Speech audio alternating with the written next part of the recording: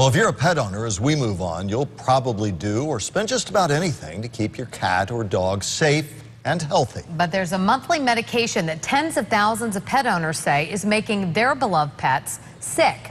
News Channel 5's Shannon Cake reports on what the federal government is doing about it.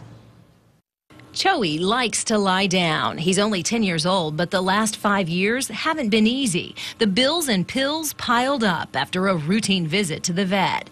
Joey was getting his second dose of Frontline, a preventative flea and tick treatment. His owner, Jan, says 48 hours later, her healthy dog was vomiting and lethargic. I wondered every day if he was going to make it.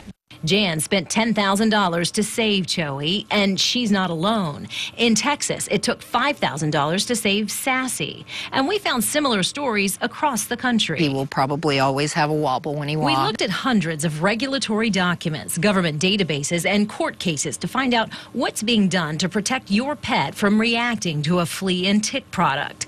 They're sold over the counter by several companies, and shampoos and powders by companies like Hearts and Spot On Products. You apply them to the back of your pet, and the manufacturers, Frontline and Avantix. While there are lots of options, the EPA says it only saw a sharp increase in reported reactions to spot-on treatment. In 2009, the EPA launched an investigation, and in 2010, it warned the public. Complaints have decreased since then, but our investigation of the latest data found there were still 34,800 complaints in a 16-month time span. You take into account the billions and billions of doses of these flea products that are used on there. How big a percentage is 34,000 compared to billions? Dr. David Conkle is vice president of the Ohio Veterinary Medical Association. Conkle believes spot-on products are safe. I'd be willing to bet that upwards of 99% of the adverse reactions that are reported, there's actually something else going on in that animal that contributed to its demise.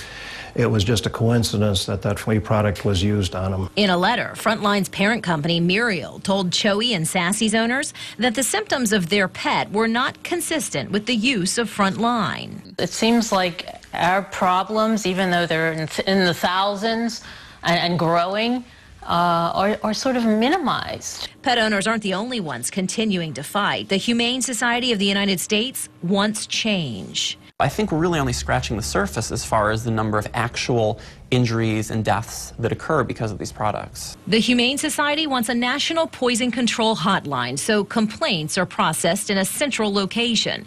Right now, consumers complain to the manufacturer, and that information is passed on to the EPA. Those who have complained still wonder if their situations ended up at the EPA. Why would the EPA allow the manufacturers to police themselves? The EPA didn't want to talk about it, but public documents reveal the EPA's own investigation found more detailed data is needed about each adverse reaction.